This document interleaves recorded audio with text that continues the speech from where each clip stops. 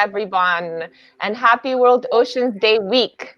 As most of you may know by now, World Ocean Day was June 8th, just 2 days ago, in support of UN World Oceans Day. I want to welcome you to this panel today called Generazione Oceano, which means Generation Ocean in Italian. As we wait for everyone to join us and log into this panel discussion, I will take the moment to introduce Wodi, myself, and the panelists. My name is Jada Lubomirski, founder of EcoShaker, a local and international community building platform aimed to help empower communities through environmental education in science, culture, fashion, art, business, and activism. WODI stands for World Oceans Day Italy. WODI is designed and organized by EcoShaker and Worldrise this year, 2020, to bring diverse communities together in support of UN World Oceans Day and SDG 14. WODI is an educational and action-oriented platform that focuses on oceans and the Italian communities that are tied to our oceans. These communities consist of businesses, NGOs, schools, national parks, youth leaders, environmental artists, and others who want to implement permanent, sustainable practices and work together for greater good of our oceans and the life and the economy that it sustains. WODI aims to raise awareness on sustainable business practices and other solutions and achievements that can help our oceans and communities thrive. WODI's mission is to build a strong and transparent network that can support initiatives, projects, and sustainable solutions throughout Sardinia and beyond. I want to introduce our first panelist, WODI's partner, Mariasole, who is a marine conservationist and ocean advocate. She coordinates the Young Professionals Network of the IUCN, International Union for Conservation of Nature, World Commission on Protected Areas, host of an Italian TV show about ocean wonders and issues, works with private sectors on ocean responsibilities, teaches at the University of Genoa environmental dissemination, and is the founder and president of Worldrise, an Italian non-for-profit organization focused on marine conservation and young professional empowerment. Our second panelist is Anne de Carbuccia, a French-American environmental artist and filmmaker. Anne travels to some of the world's most remote locations to document human-caused threats to the planet and preserves the memory of endangered environments, species, and cultures.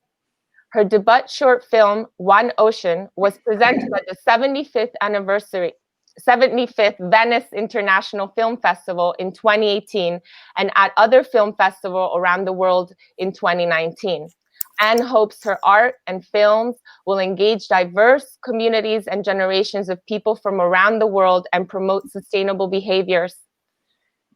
Francesca Santoro is our third panelist and is a program specialist at the IOC Intergovernmental Oceanographic Commission of UNESCO. At the IOC, she is in charge of the ocean science communication and literacy activities.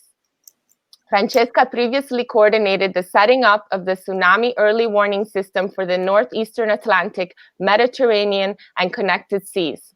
She also holds an MSc in environmental sciences with a specialization in marine sciences and a PhD in analysis and governance for sustainable development. Before joining the IOC in 2011, Francesca was a lecturer and the PhD program on science and management of climate change of University Ca' Foscari of Venice.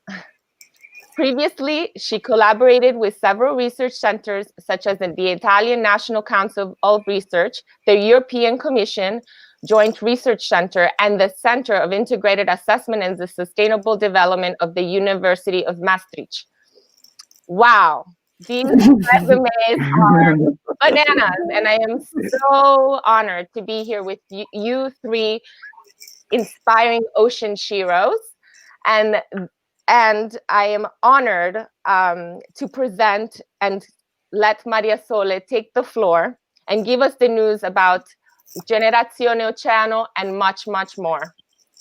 Thank you very much, Jada. Thank you. And thank you also to Wodi to hosting us in this panel and linking us to the broader program of the United Nations for this Ocean Week. So I'm really excited to share this panel with two of the most amazing person that I'm lucky enough to work with, and especially we are working for the first time all together on this project, which is called Generazione Oceano.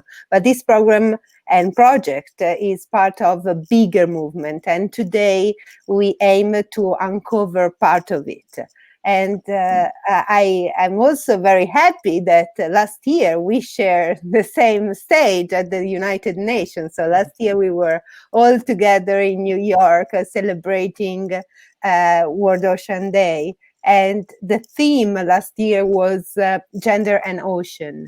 And we were lucky enough to share the floor as well with many amazing women from all over the world that made a significant contribution to ocean conservation. And this year's theme is actually innovation. And when we talk about innovation, we immediately think about technology. But I think that behind this word, innovation, there is much more that need to be shared and in some way discussed. And I would like to start actually with Anne and ask her about her view on innovation. What do we need in terms of innovation? Is it something technological, or is something as well spiritual linked to human activities? What is your perception on this? Well, thank you so much. Definitely, the world has completely changed since we saw the three of us. We were together last year at the United Nations in New York. I mean, it's an incredible moment. I mean, things are really accelerating. It's like as if everything was going a lot faster. And I would say, to answer you, I mean, I would definitely say that there's a cultural revolution taking place in real time right now, and we need it. We really need it, and we can all feel it.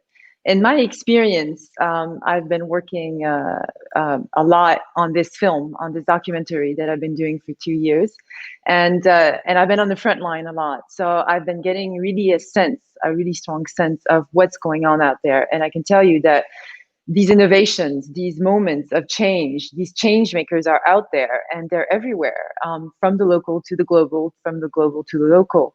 And you know, I really see this new generation of leaders who are here, and they're looking for all these new initiatives.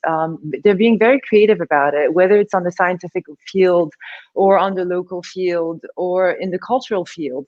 They're really trying to find new ways to change the system for the better, hopefully. Things are definitely changing. You can see it. I mean, you can see it in the streets. Scientists are now taking to the streets to protest. Other scientists like you, Mariasole, you know, they're just starting to open a communication with the public directly, instead of, you know, being in their research centers and communicating indirectly. But what has really fascinated me the most is to see a lot of these people on the front line, and the way they're taking initiatives to a global level. That's been something that has really, really interested me. How local communities right now are really starting to empower themselves, definitely in a very different way. And you can get they have an experience. I mean, I've really seen it. They really have an experience because they're on the front line that a lot of people don't have. And that can eventually be useful, not only for their own communities, but for other communities who are either going to go through these issues or who are already in it. So this citizen science, the citizen experience, and the way we can share it is something that has also really struck me. And I find that extremely innovative and very new, because our new ways of digital in the digital world have really helped them do that.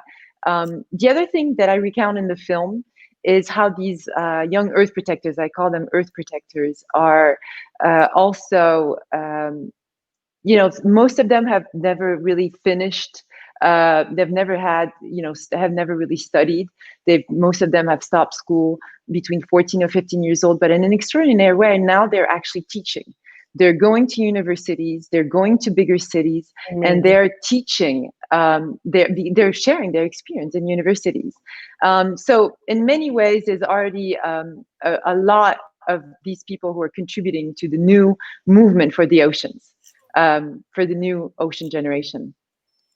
This is fantastic, and I really like the idea that you develop a lot as well in your film of local heroes on a global stage. I really like this, and I like the idea that these heroes are really leading the way internationally. And also, I like also to remember that when you were at the UN last year, you took this opportunity. So your visibility on the global stage of the United Nations to bring two of these change makers from Mexico, no, and tell their stories. And I find this really amazing and inspiring, because most of us in this particular moment in history need a lot of inspiration.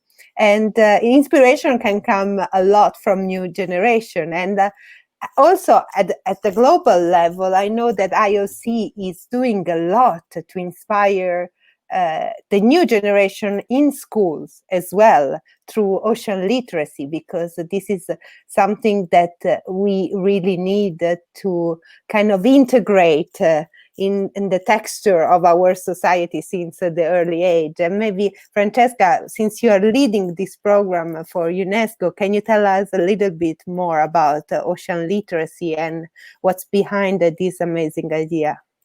Thank you very much, Mariasole. I'm also very happy and super excited to be in a panel with both of you. And we've been talking a lot about how to develop something interesting and something good for the society, coming from different backgrounds, coming from different perspectives.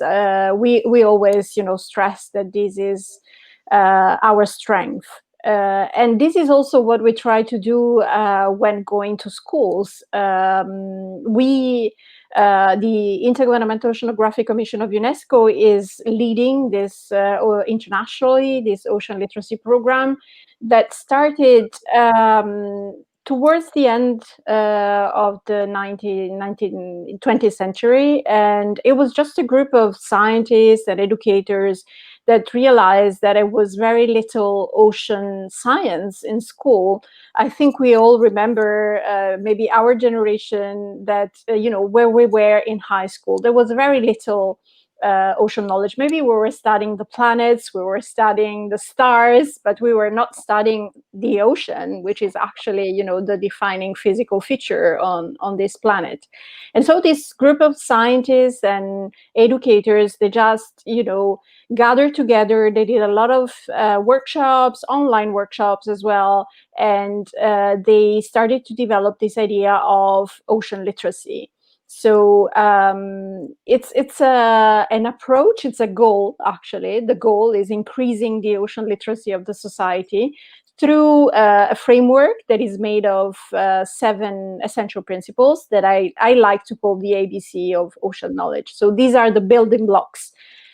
Those things that everybody has to know on the ocean. And the first one, which is one I like the most, is it says that there is only one big ocean. So normally we talk about oceans, but we should actually always say ocean. And by the way, we just joined the campaign which is called Drop the S in Ocean. So I invite everybody to drop the S in ocean and always say ocean, because this is such a strong message for everybody. We are all interconnected, and what we lived in this pandemic showed us in a dramatic way, unfortunately, that we are all interconnected. So we go to schools, we go to see teachers, to meet teachers, and to tell them. Many of them are super interested in talking about the ocean, but they don't have the tools.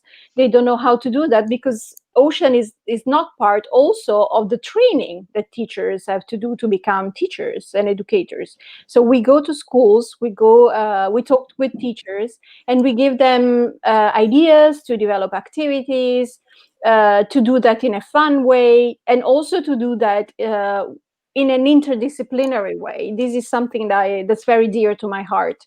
Of course, ocean science, but also the ocean is a source of inspiration, and we have a lot of literature that talks about the ocean, poems, songs. So we can, definitely talk about the ocean in different subjects.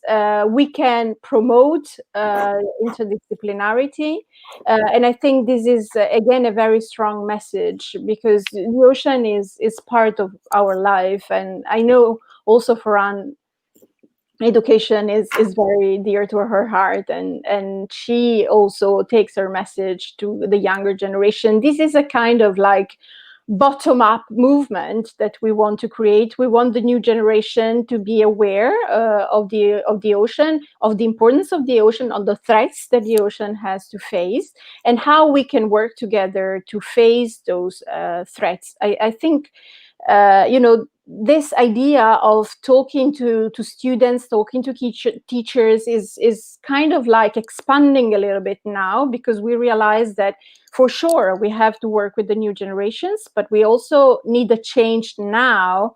So we need also policymakers to be much more aware of the importance of the ocean. We need business people to be aware of how they are connected. Sometimes I talk to business people, and they maybe are in the fashion industry, and they tell me, what do I have to do with the ocean? And I always say, you have a lot to do with the ocean, because unfortunately we have been using the ocean as a dump site recently. And so it's important again to go back to the idea of interconnectivity, that whatever we do is connected to the ocean in a way or another. This is, for me, the most important message that we have to pass and to explain, that every aspect of our life is linked to the ocean, and everybody has a role to play to protect the ocean and to cherish the ocean. And I think that these are for sure the foundation of Generazione Oceano, and this is what we are trying to do. I actually would like to mention as well that the Ocean Literacy Toolkit has just been published in Italian as well. True, Francesca? Yes. So in 2017, we developed this toolkit for teachers, educators, also in non-formal context, like what you do with your NGO, what Anne does with her art. And so the book was in English, and actually we had a lot of requests to translate the toolkit into other languages. So currently we have it in Spanish, French, Portuguese, and Italian now. Just a couple of days ago, we published the Italian version of the toolkit, which can be freely downloaded from the UNESCO website, and we're really thrilled, and we look forward to test it with the Italian teachers and in Italian schools.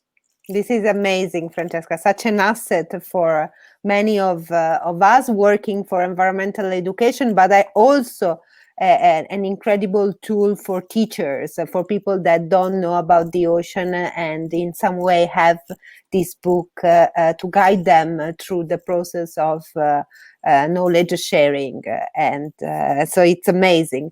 But the idea of interconnection, and I want to just explore a little bit more about this before jumping into Generazione Oceano, actually as an introduction, because Generazione Oceano is all about interconnection.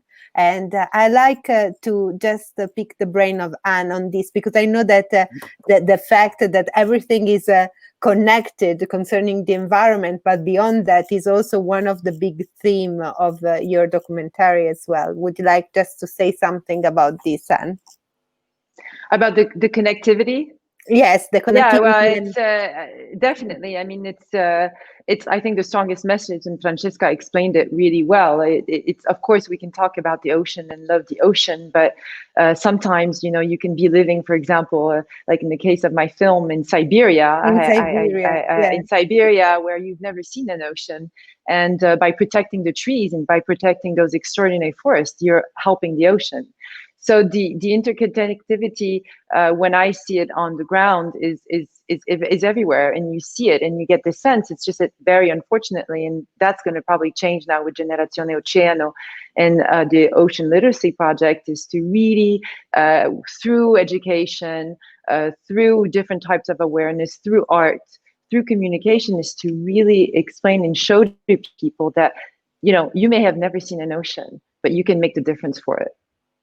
Fantastic. And this is really the foundation of what we are trying to build together. So Anna mentioned an example of something geographical, from Siberia. And this is something that when she told me for the first time, and it was exactly the example that I was looking for. I was really impressed because at the end, it really shows you how everything is interconnected. But is also something that we are trying to develop across the sector of society. And this is where ocean literacy is fundamental, because Generazione Oceano tries to make people understand that our existence depends from the ocean, but the ocean, the future of the ocean depends on our action. So this is the basic, and everyone can make a difference. So every sector of society, obviously, we have a responsibility to inform them.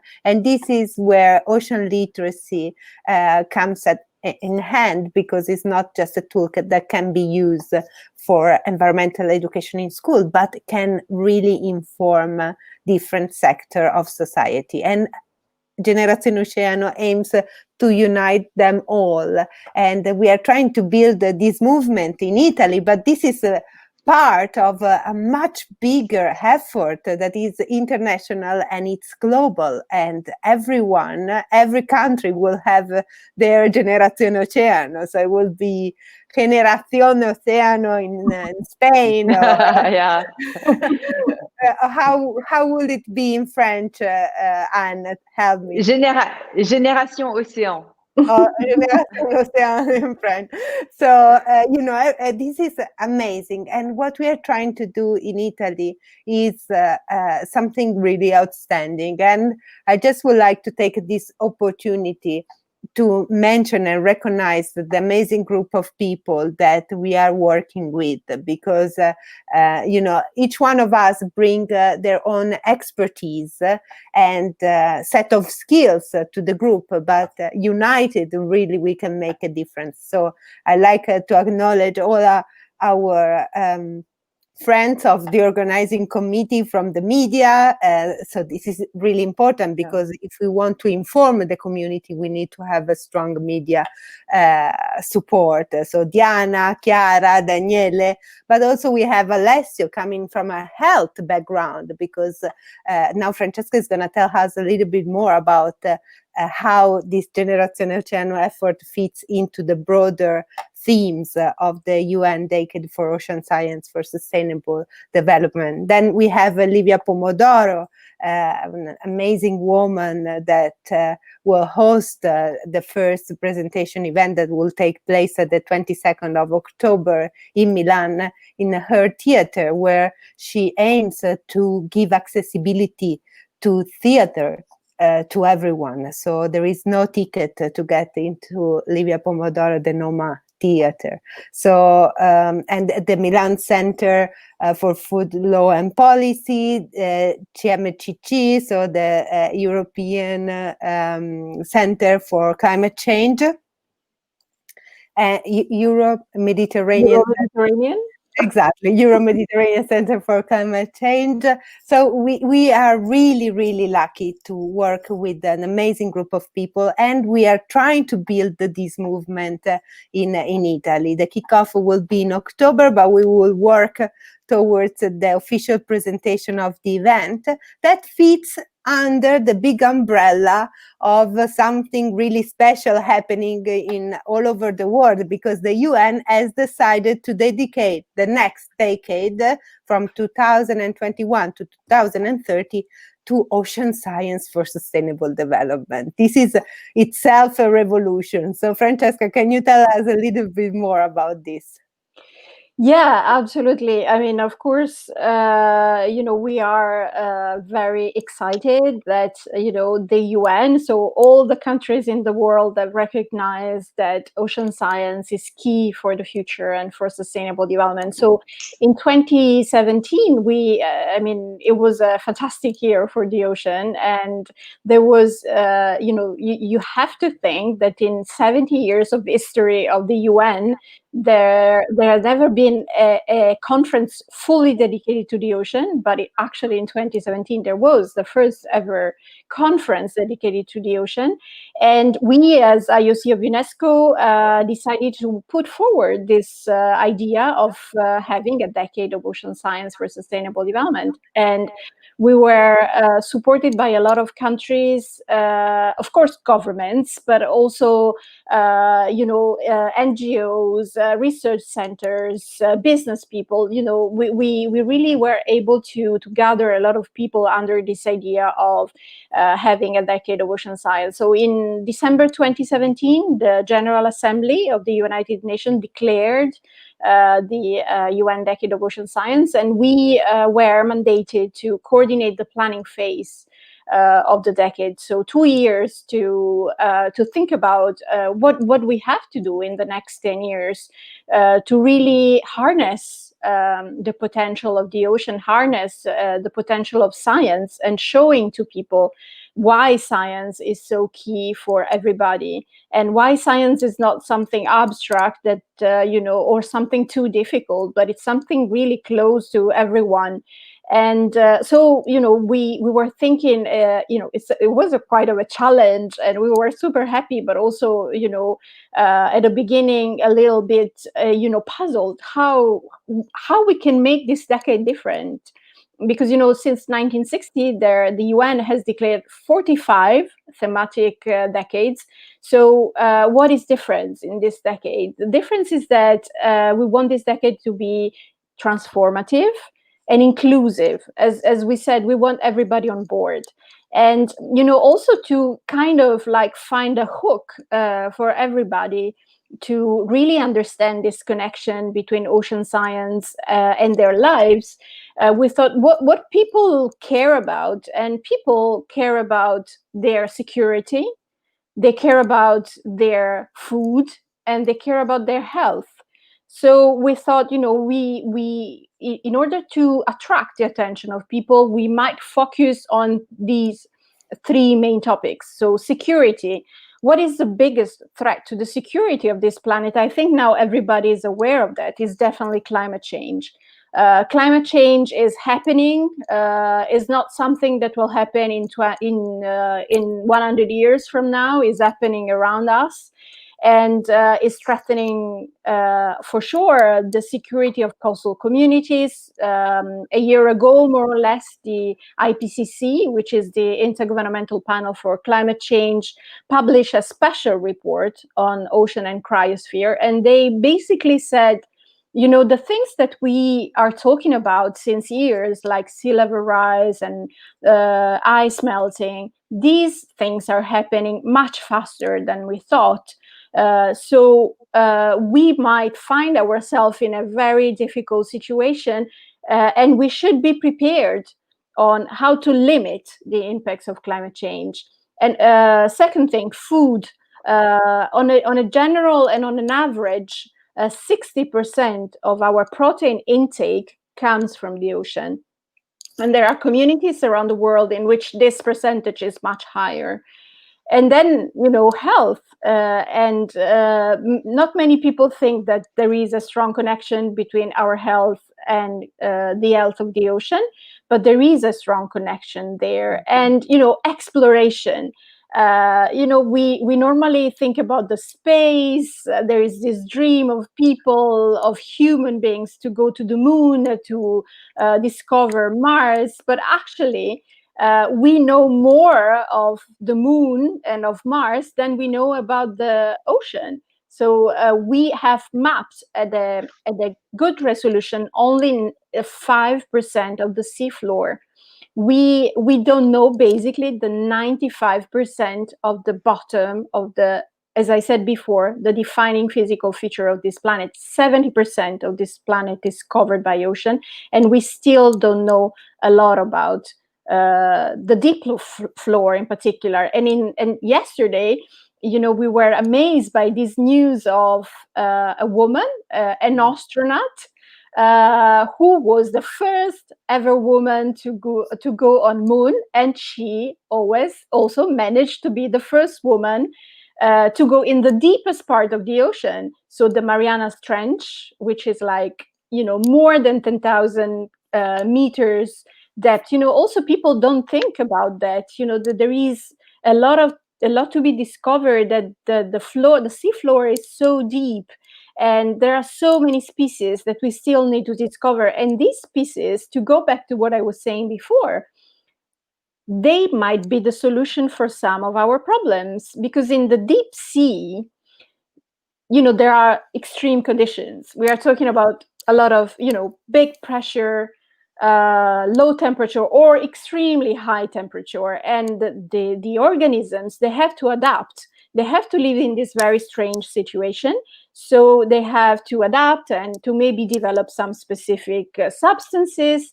Or, sometimes when I go to schools, I show to the kids these creatures that are very strange with big eyes because it's dark down there.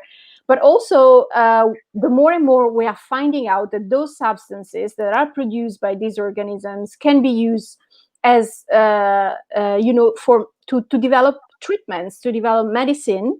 Some of them are used already for cancer, for Alzheimer, and recently, talking about the pandemic, the coronavirus pandemic, some doctors and scientists found out that some strains of bacteria that were actually discovered close to where I am, here in Venice, in the Adriatic Sea, can be used, or are actually used right now, to develop rapid tests for COVID-19, and they were also used for ADS, and they were also used for SARS before. So the ocean might be an ally against the virus, because in the ocean we might find a solution also for this big problem that we are facing, that the entire world is facing. So the ocean is a source of inspiration, is a source of life, is a source of food, and might be also where we can find solution to protect our health.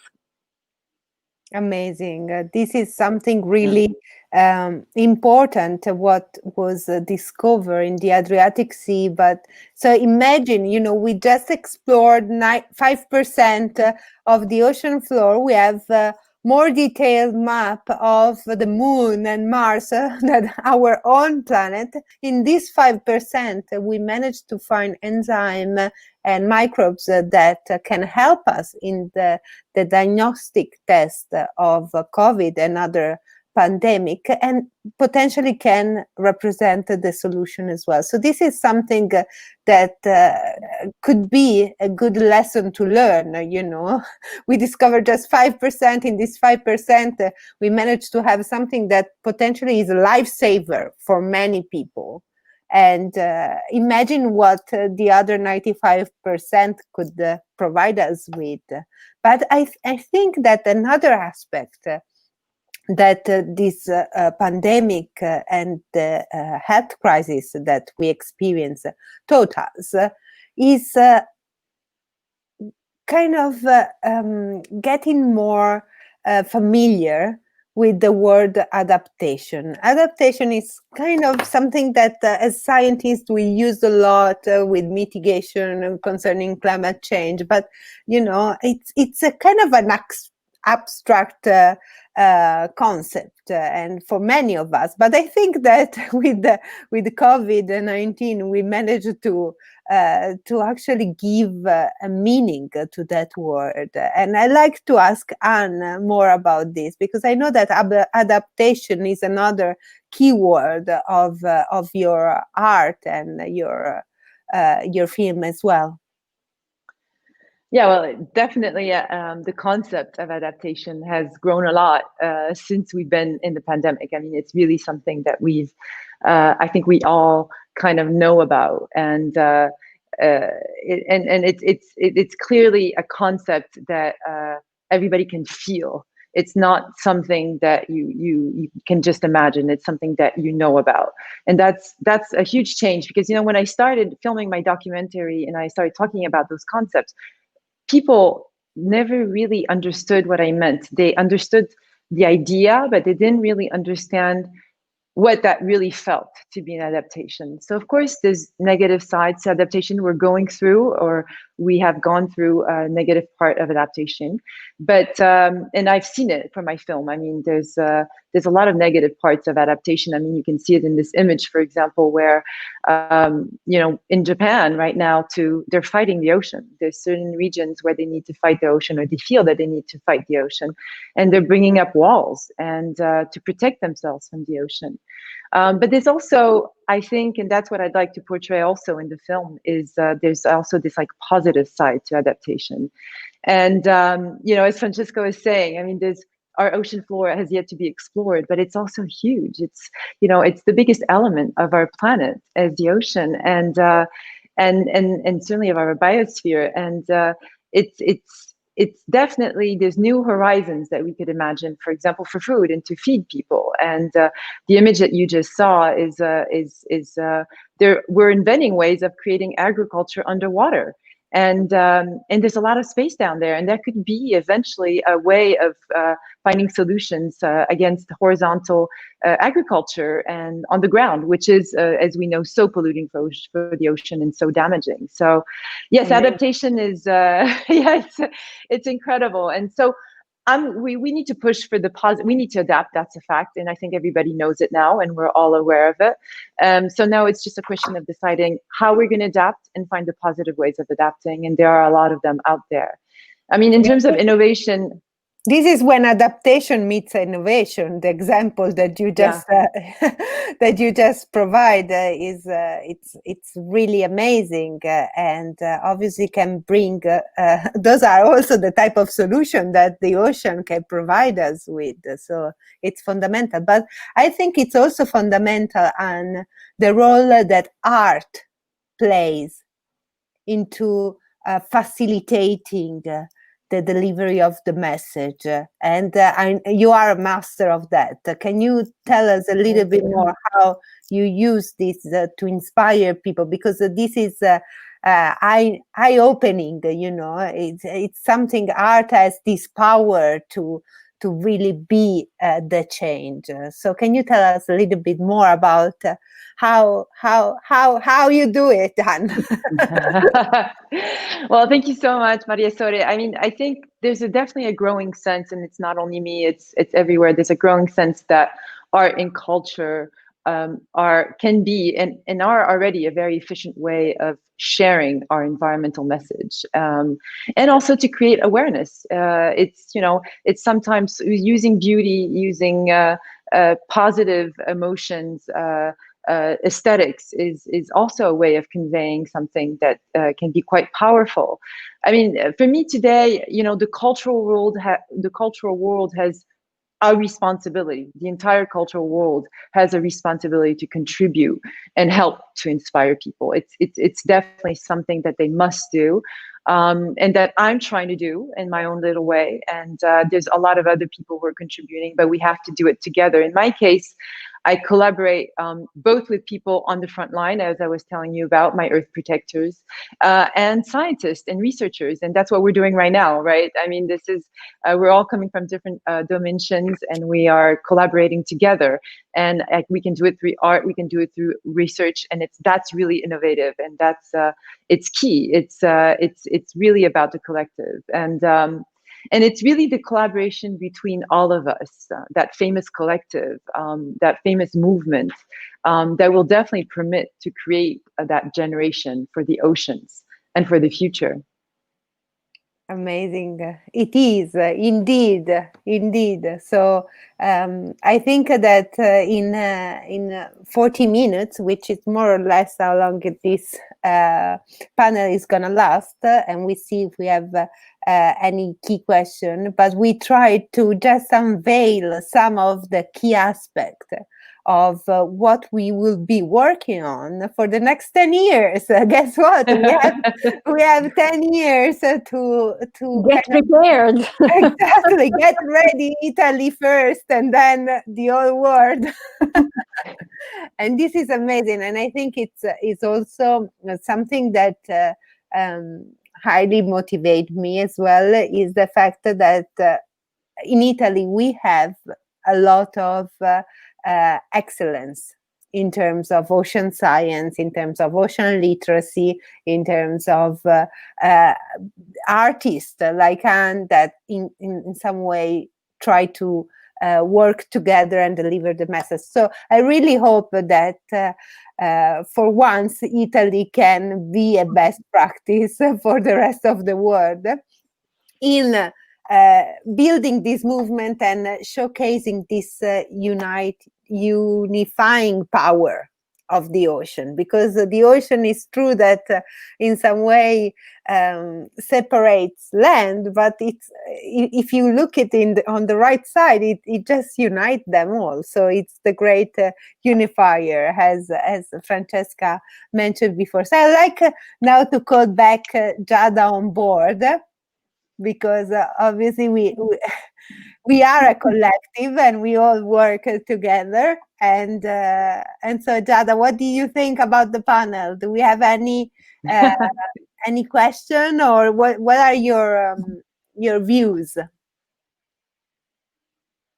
Oh, we can't hear you. Sorry, I muted myself because of my kids. But first of all, I just want to say this panel, each and every one of you have shared your wisdom and expertise in such an incredible way for us all to absorb.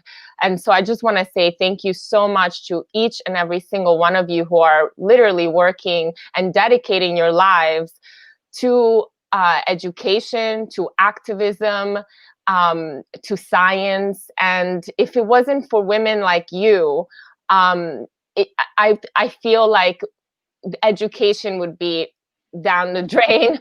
We need each and every one of you, and we need to spread this message far and wide as possible. And of course, I have my own little questions for you, but I was making sure that we could open the floor to anybody else in the audience first that would like to ask any questions. And so I wanted to give that opportunity. And I'm looking at the live comments coming in.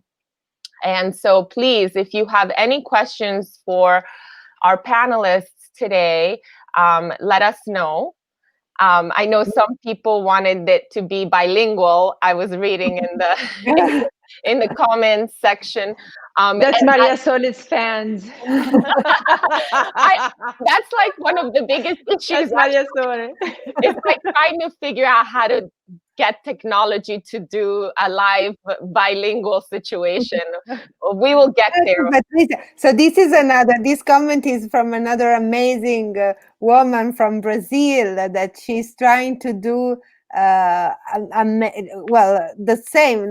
same effort to unite us, and she's bringing ocean literacy in Brazil as well. It's true, Francesca? Yeah, no, she actually, I've been thinking, it's true that we lived a dramatic moment, but that's the power of doing things in a digital way, that we can gather so many people from different parts of the world. I mean, if it wasn't for the power of internet and connection, we would not be able to be here with so many people coming from different parts of the world. And this is again, going back to the connection and presenting some ideas before this happened. We were organizing, of course, events and meetings, but maybe gathering. I always felt a very privileged person, a very lucky person, because I can go to meetings, I meet amazing people like all of you, but there are other people maybe sitting in a little corner of the world, maybe thinking, I really want to do something to change the situation, but I don't know where to start from. And I think we need to help these people, saying, there are people like Anne using her heart to change the world, like Mariasole going in a TV show to talk about marine biology, to inspire people. These examples exist, and we need to tell to people the change is possible. It's difficult, but it's possible, because these things are already happening. And I saw a question like how we can convince corporations to stop polluting the ocean. Corporations are already doing that. There are, the bad guys, but there are the very good guys who are giving good examples. And maybe, in the past they were doing awful things, but at some point, maybe somebody inspired them. Somebody just told them, but do you know that, the ocean is so important for your life? And maybe this made a click in their mind and they started to do a change. We also have visionary people who started like maybe 10 years ago to develop, fabrics, to develop things in a different way. And there was no market 10 years ago, but now there is a big market for that. And these people are working with the biggest brands, fashion brands in the world. So we need visionary people. We need, inspiration. We need engagement. And also we need to tell the stories. The ocean has amazing stories, like the astronaut I was talking about before. And we need better storytellers. We need journalists, as Mariasole was saying before. We need artists. We need storytellers to tell these amazing stories about the ocean that we have.